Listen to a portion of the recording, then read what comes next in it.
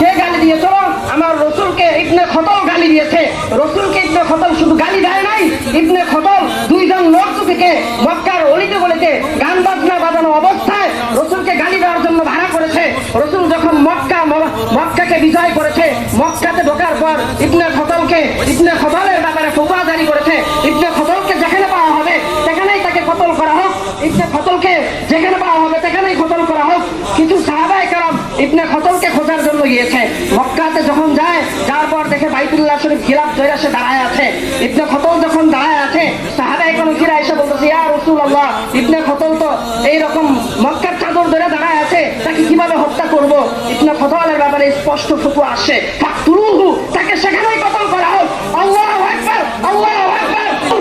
যেইখানে যে বলে গালি দিবে, আল্লাহর মাকে আমি চিনি না, আমার বাবাকে আমি চিনি না, আমার